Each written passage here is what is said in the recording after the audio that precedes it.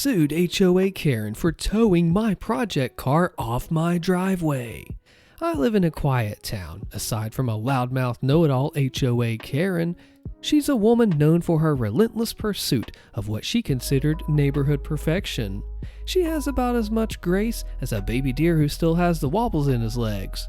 We affectionately called her HOA Karen, and she had a knack for scrutinizing every lawn, every flower bed, and, unfortunately for me, every parked car. My project car, a rusty yet hopeful relic of my automotive dreams, had found its temporary home in my driveway. It wasn't pretty, and it certainly wasn't functional at that moment, but it was my passion project. However, HOA Karen had other ideas. So one sunny Saturday morning, I was woken up by the grating sound of a tow truck pulling up to my driveway. I rubbed the sleep from my eyes and I stumbled over to my window, only to witness HOA Karen herself directing the tow truck driver to hitch up my beloved project car. It was a real surreal sight, a suburban showdown over in broad daylight. So I rushed outside in my pajamas. I'm desperately trying to reason with Karen. And I'm like, what on earth are you doing, Karen? You just can't tow my car. So with a haughty expression, she replied, "It's an eyesore, dear. We can't have this junk ruining the aesthetic of our lovely neighborhood." Before I could protest further, my project car was hoisted onto the tow truck and off it went, leaving me standing in disbelief on my own driveway. I knew that I had to take a stand, so I decided to take HOA Karen to court. The legal battle that ensued was anything but pleasant. Karen, true to form, tried to paint me as the neighborhood troublemaker, claiming that I was lowering property values with my unsightly car. But I had evidence. Photos of my car in its designated spot, witnesses who attested to its temporary nature, and a history of neighborhood disputes involving Karen. As the case unfolded in court, it became apparent that Karen's obsession with neighborhood aesthetics was more of a personal vendetta than a general concern for property values. The judge saw through this facade, and after a tense legal skirmish, I emerged victorious. Karen offered to pay damages for the wrongful towing and was prohibited from interfering with my property in the future. The victory was sweet, but the aftermath was even sweeter. HOA Karen, now nursing her wounded pride, avoided eye contact whenever she passed by my house. Gone were the judgmental glances and disapproving frowns. The once overbearing presence of HOA Karen was reduced to a mere shadow, and my project car, now back in its rightful place, became a symbol of triumph. The neighborhood, witnessing Karen's defeat in court, began to question her self-appointed role as the arbiter of aesthetic standards. The community, it seemed, had grown tired of her domineering ways. Slowly but surely, other residents began asserting their right to express themselves through their home and their possessions. As for me, I continued working on my project car, now with a renewed sense of pride and vindication. The victory in court was not just about a car, it was about standing up to unreasonable authority and defending the right to pursue one's passions, no matter how unconventional they may be. Our neighborhood learned a valuable lesson. Sometimes it takes a rusty car and a determined owner to remind a community that diversity, even in the form of a slightly dilapidated project car, is what makes a neighborhood truly vibrant. And so life continued with a little less interference from HOA Karen and a little more acceptance of individuality. I'm thinking she had like a power trip going on here, because she could have just said, "Hey, I don't like your car," but instead she went an illegal extra mile and thinking that that would just do it, but it didn't. I mean, come on. If you stand up to her, it's only going to take a second to realize she's a farce. What would have you done? Insane Karen neighbor story time. How would you handle her? I thought we were just being paranoid. Lesson learned, trust your gut by Wadia729. And there's an update with a conclusion. So my husband and I thought we were just overthinking the situation, but nope, we were right all along. We bought our first and current home just over 2 years ago. We were so excited to get into a house and were really looking forward to getting out of apartment living. But it has turned out to be a complete disaster. It all started with the neighbors behind us. They were mowing 8 feet over the lot line, and they have a 120-pound Husky Lab German Shepherd mix who they let out with no fence, tether, or leash. After he charged at our 4-pound puppy, the wife had to wrestle the dog to the ground and the husband just went inside. We had a fence installed. Very long story short, the fence ticked them off beyond belief because children should be able to play wherever, except never once did we see their kids out back. We thought the fence would be the end of it, but you know where this is going. Now, they ram our fence with their lawnmower whenever they can, and they throw trash over the fence into our property. We couldn't figure out where the hostility was coming from until I heard the wife talking to her mom or mother-in-law about us. They don't even have kids. They took that house from a family who deserves it. Just a note, our house is a 2-bedroom, 1.5 bath, and is just under 1,100 square feet. This is not a home built for kids, but it's just the right fit for us, our dog, and 2 cats. We thought this was just them and not the attitude of everyone around us. But then I started hearing whispers, upper Midwest whispering that you're absolutely supposed to hear from some neighborhood parents about the same thing. They don't have kids, they don't belong here.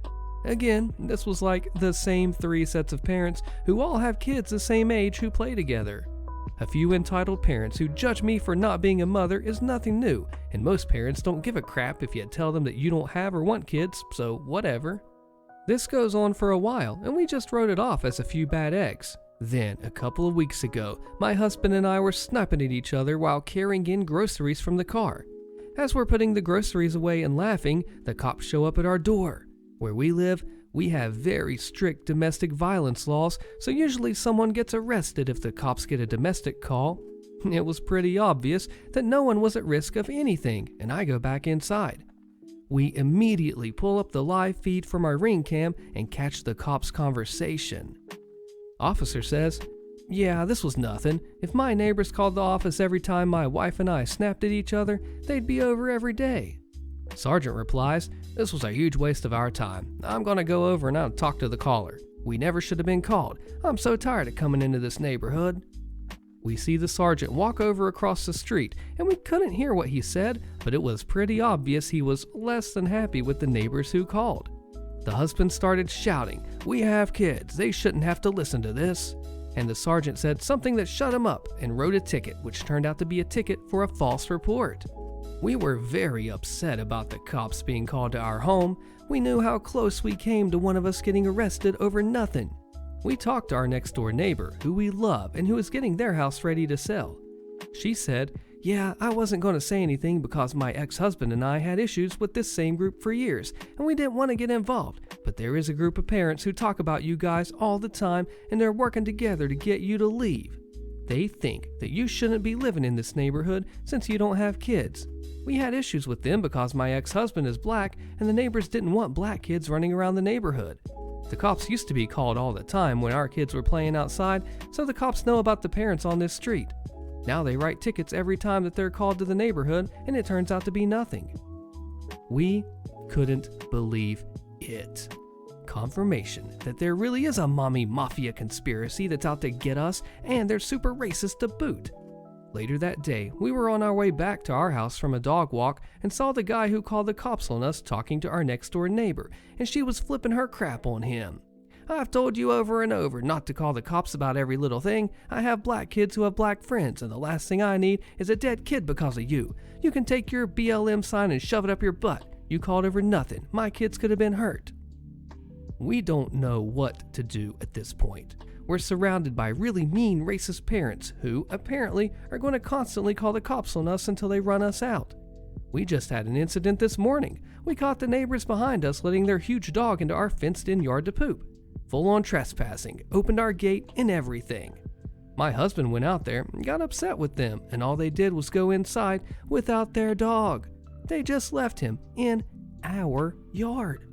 My husband came inside, called animal control, and forwarded the Ring footage of them opening the gate to the same sergeant who came by our house on the domestic call. When the cops and the animal control showed up, the wife came out back to try and sneak the dog back into the house and was caught by one of the cops in our yard. We don't know what happened after that, but hopefully we'll get an update soon. Here's the update a few months later. So the next door neighbors who we got along really well with moved out, which made us very sad. By the time they were gone for good, they had ran out of craps and told every one of our neighbors exactly what they thought of them. It was hilarious, but laughing audibly every time we heard them call someone a racist didn't earn us any points with the cabal of butthole parents, so we're still putting up with some crap. The neighbors behind us, who ran our fence and opened our gate to let their dog crap in our yard and then get caught by the cops, they have gone largely quiet. There was a ticket for trespassing and animal control threatened to remove their dog, so they've been avoiding us.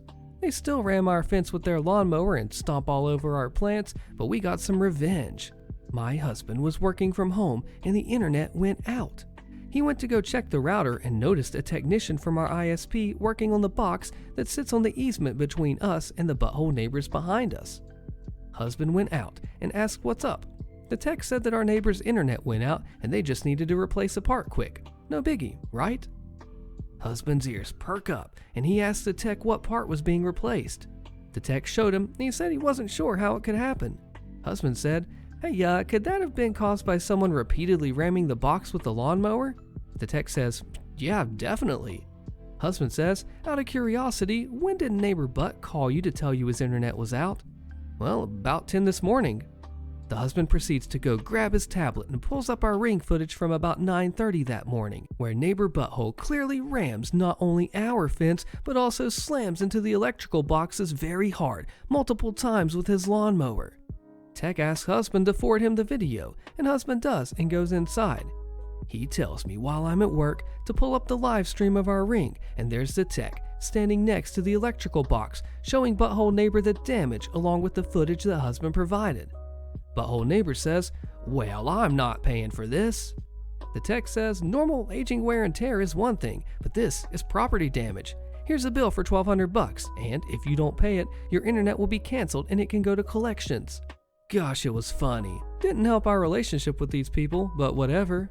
We got new next door neighbors recently, and they seem nice, but they are still learning how suburban America works. They are an Eastern European family with a dark history. Slobodan tried to off Grandma and Grandpa back in the 90s. They were refugees in Europe for a long time before they were able to come here to America, and this is their very first house since losing theirs during the genocide. The family is Grandma, Grandpa, Mom, Dad, and 2 young kids. Any complaints that we have about them are minor, and they're getting the hang of it. They are super proud of finally having a home of their own. But I guess the biggest development is that we've decided to leave. We had a meeting with our realtor on Wednesday, and we're going to settle on a timeline as soon as he gets back to us. We bought our house less than 3 years ago, but housing prices jumped up so much that in that time we're going to walk away with over $100,000 when everything is said and done. It does feel like that we're letting the buttholes win, but we came to realize that we're not happy in suburbia and it's not worth it to stay just so we don't let butts win. We're planning on downsizing, going full millennial tiny home, and buying a live-aboard boat. Between COVID and our terrible experience in this neighborhood, husband and I are very tired of humanity and need a break. Luckily, the sale of our house will net us enough to cover all of our debt and most of the cost of the kinds of boats that we're looking at. So we'll be cutting our cost of living by at least 60% and starting off on an amazing new adventure. We can't wait to get the heck out of this nightmare of a neighborhood. We've also come to realize our part in this. The fact that we didn't really think about where our house was and focused only on the house itself when we bought it. It occurred to us recently that being child-free in a high-demand suburb with the best schools in the state didn't make much sense. That, and we all got new tax assessments, and ours jumped up by a staggering $58,000. So, screw paying those property taxes. HOA wants to demolish improvement made to my property, posted by Deleted. I live in a small condo building, 34 units, and have served as vice president on the board previously. When I was on the board, all architectural improvements required board approval. The new HOA president lives 2 units down from me. 2 months ago, I discussed with him the improvements that I was planning on making to my unit so that we could make sure that they would get approved. We planned on replacing some tile with hardwood flooring, redoing the fireplace, and putting tile on the balcony outside. The president said he just needed an architectural change request for the hardwood flooring, as it was the only change that requires board approval, so we put it in and we received approval. The president stopped by numerous times while the work was being commenced, commenting on how nice everything was looking and how the work we were doing to the balcony addresses a problem that some of the balconies have, cracks in them. Fast forward to this month. The HOA received a settlement against the builder's insurance for $1 million and decided to spend it on fixing up the building, replacing roof, repainting, addressing cracks in the stucco, etc. Part of these changes is doing work on the balconies to address cracks in the slabs. In a meeting with the construction company hired to do the repair, the company stated that they will be demolishing any tile put on balconies as part of the work that they're doing. I talked to the HOA president after the meeting, and he told me that he doesn't remember saying that I didn't need an architectural change request for the balcony tile and its exclusive use common property. It's literally been 2 months since I spent over $3,000 to put tile on my balcony, and I'm ticked. He saw the work being done, never once said, "Hey, you need to get this approved," nor did the HOA ever send me a letter. He even commented on how nice the tile was.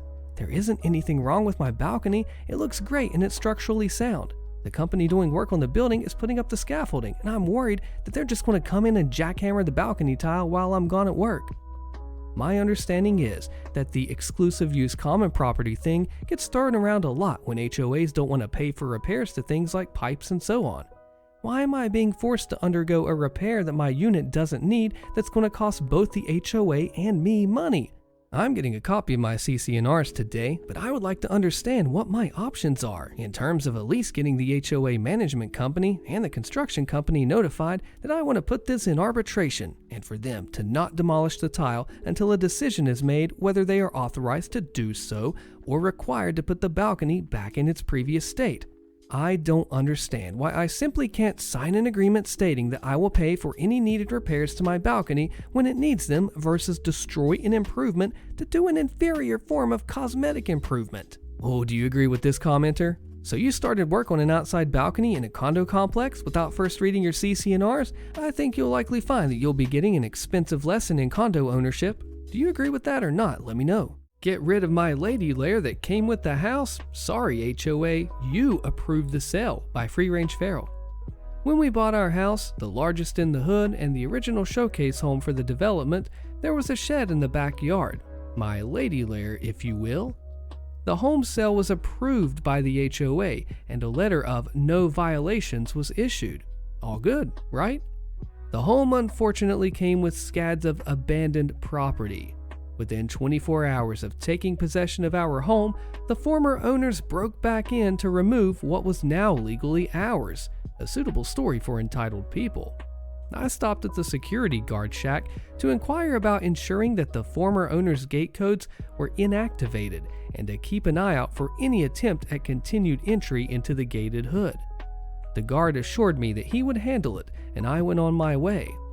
That evening, the guard came to my home to give me additional info that I might need and offered security cam footage for the police. I thanked him for taking the time to make me feel safe in my new home, but before he left, he said, "Just to warn you, the HOA will go after you for your shed. They want it gone." After a bit more discussion, he informed me that the former owners were not only bat-crap crazy, but had gone toe-to-toe with the HOA over the shed. 3 years and lawyers all around the HOA finally said, "Screw it, this is costing us too much money, and their lawyer is better than ours," and they dropped the whole thing. Within 2 weeks, I had 2 different neighbors tell me the HOA would give me problems over the shed. Oh, fun. At the 3-week mark, an inspector from the county showed up to tell me he was investigating an anonymous complaint about code violations, and the shed, visible only if you stood on my property, was in violation with the county as there was no permit for it. I was livid and already considering what avenues I had to keep my shed or win compensation for the loss of property when the code enforcer smiled a devious smile at me, handed me a printout and said, "All you need to do is fill this out, pay $50 to the county, and you will be in code compliance." He then said that Mr. Littleman Syndrome, the anonymous complaint, cannot touch your shed after that. The key here is that 4 years ago, when they were battling the former residents, the county did not permit sheds, and the bylaws say all additional property structures require permits. If there is no permit, the HOA can order the removal and fine the resident until it's gone. 2 years ago, the county started permitting sheds and the HOA was unaware of the change. I paid my $50 and I got the permit, making my lady lair code compliant and untouchable by the HOA. I also made a new friend in code enforcement, and all is well in my 150 square foot slice of heaven. Sued the HOA. They towed my truck twice off my property with updates. Click the video on your screen so you find the final fallout of this one, and I'll see you there.